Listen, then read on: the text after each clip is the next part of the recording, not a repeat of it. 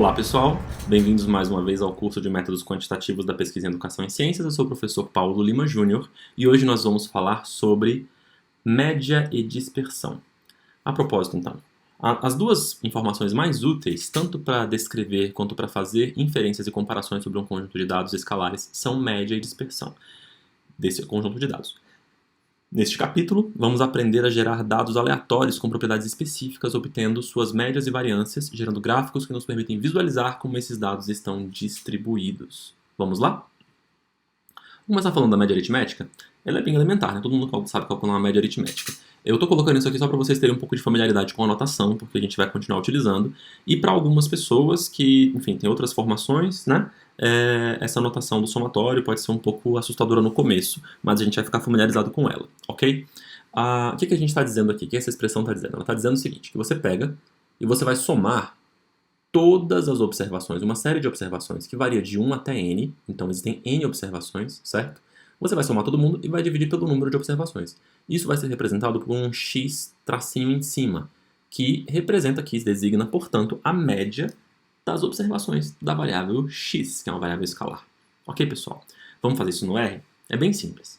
A primeira coisa que eu vou fazer aqui é executar o meu chunk de setup para formatar os meus gráficos direitinho. Se vocês quiserem depois me peçam como que é esse código, eu mostro para vocês nas nossas atividades síncronas. Eu vou começar definindo um x que é uma sequência de números bem determinados. 0, 2, 4, 8, 12, 16, certo? Uma sequência que vai de 2 em 2 a partir do 0 até o 32, certo? Então, comando Enter, certo? Definimos ali, apareceu o x.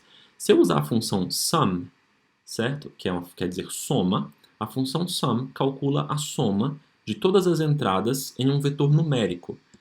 Eu vou executar isso aqui, deu 126, conforme esperado. Bacana?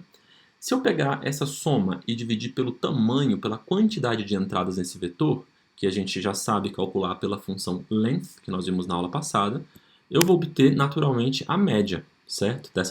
Dessa série de observações. Se você quiser calcular essa média por uma função específica, você pode usar a função mean, certo? Que calcula a média também, certo? Que dá os mesmos 14 como resultado. Bacana? Vamos tornar isso um pouco mais interessante agora? Para tornar essa conversa um pouco mais interessante, eu vou usar uma função que gera valores aleatórios. Essa função é a função rnorm, certo? Eu vou copiá-la aqui em cima para vocês verem com mais clareza. Bacana? Então, o que faz a função rnorm? A função rnorm, ela gera uma amostra de observações. Vamos lá, melhor vocês olharem assim para mim. Ela gera uma amostra de observações que vem de uma distribuição de uma população com propriedades específicas. Essa população de dados, da qual nós vamos extrair uma amostra, nesse caso, tem 3 propriedades. A primeira propriedade, ela é normalmente distribuída, certo? Quer dizer que ela tem uma distribuição de probabilidades, ou uma densidade de probabilidade, que tem um formato de boca de sino. Nós vamos ver isso mais pra frente em mais detalhe, certo? Mas em primeiro lugar ela é normalmente distribuída. Como é que eu sei que ela é normalmente distribuída? Porque é o que a função rnorm faz. Rnorm quer dizer R de random, ou seja, de aleatório, e norm de normal.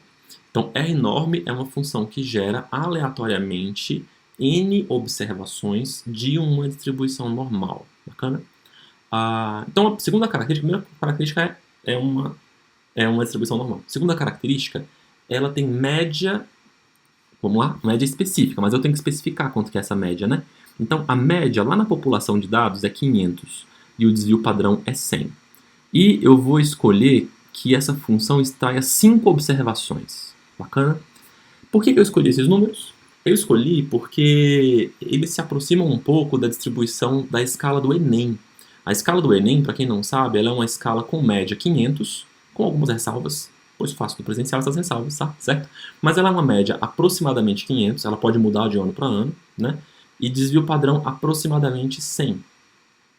Então, se você souber isso, você consegue inclusive interpretar os resultados do Enem de forma muito mais precisa. E o contrário, né? Como eu acredito que todo mundo aqui tem alguma experiência com o Enem, nem que seja com sobrinhos de vocês que fizeram a prova, certo? Ou vocês mesmos que fizeram as provas, seus alunos, a gente tem uma ideia de quanto que é 500, quanto é 400. 400 é uma nota boa? Não, não é. 500 é uma nota boa? Depende. 600, 700, 800 é uma nota boa? É boa, né? Então, assim, ó, a gente tem uma ideia intuitiva do quanto é muito, quanto é pouco. E eu vou me valer disso para que a gente possa dar sentido a essas simulações que a gente vai fazer na aula de hoje, porque nós ainda não estamos trabalhando com dados educacionais de verdade, nós estamos trabalhando com dados simulados, ok? Vamos lá. Então, essa linha de código ela vai gerar 5 valores que decorrem, que foram sorteados de uma população com média 500 e desvio padrão 100. Executei. Então, estão aqui os 5 valores, ó. 517, 418, 440. Eu posso executar isso várias vezes, os resultados vão ser diferentes, observa, ó. Tá vendo? São outros resultados, tá vendo? Ele muda o resultado a cada vez que eu executo. Por quê? Porque ele está sorteando, ele está fazendo uma amostragem, certo? Nós vamos, guardem esse conceito, esse nome, nós vamos recheá-lo de sentido ao longo da nossa aula de hoje. Então, assim, para que esses números não apareçam dessa maneira, com 4 casas depois da vírgula, que não é vírgula, é ponto, né? Porque, enfim, é computador, né? Então tá, então eu vou arredondar. A função que arredonda é essa função chamada round, certo? Eu coloco dentro da função round, eu alimento com aquilo que eu quero arredondar, no caso é a sequência de 5 valores normalmente distribuídos, aí eu ponho depois dele vírgula, digits igual a, e a quantidade de dígitos depois da vírgula que eu quero, no caso eu quero 0, então digits igual a 0. Vou executar aquela linha ali. Pá, executei. Ela é uma atribuição, ela gerou um vetor atômico que eu chamo de x, certo? E esse vetor, enfim, está escondido lá dentro. Eu vou agora calcular a média desse x.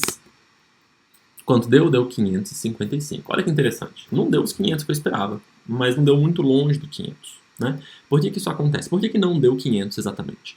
Por um efeito de amostragem, certo? Quer dizer que isso faz sentido, né? Se você sorteia, né? Você tem uma população de alunos, né? E você sabe que na média esses alunos têm nota 500. Aí você sorteia 5. Você espera que a média desses 5 dê quanto? Qualquer coisa menos 500, né? Um pouco maior ou um pouco menor do que isso, por aleatoriedade da seleção desses 500, desses 5 casos de milhões, certo? Eu posso fazer isso aqui várias vezes, observem, ó. E o resultado sempre vai flutuar bastante, mas sempre em torno de 500. Bacana? Uma outra coisa que vocês podem fazer para testar essa flutuação, para ter uma ideia, brincar um pouquinho com ela, é aumentar aqui o tamanho da amostra. Eu vou aumentar de 5 observações para 500 observações. Aumentei muito. Vamos dar o play de novo? Olha só. Agora quando eu dou o play, deu 492, 496, 495, 498, 503. Vocês percebem que está flutuando bem menos? Vocês percebem isso? Antes flutuava mais ou menos 30, agora está flutuando mais ou menos 2 ou 3, em torno de 500. Isso acontece porque quando você aumenta o tamanho de uma amostra, você reduz os efeitos da flutuação estatística, certo? Toda amostragem implica um ruído, uma flutuação estatística. Quer dizer que toda amostra representa de maneira imperfeita a população da qual essa amostra foi tomada. Bacana? E quanto menor for a amostra, maior é essa imperfeição. Bacana? Por isso é importante que a gente trabalhe com amostras grandes. Tá certo, pessoal? A gente pode também aprofundar essa discussão em algum momento ao longo do curso, com certeza falaremos sobre isso. Certo? Eu vou voltar aqui esse rapaz de 500 para 5 e vou executar porque era assim que estava e a gente continua a nossa discussão dessa maneira.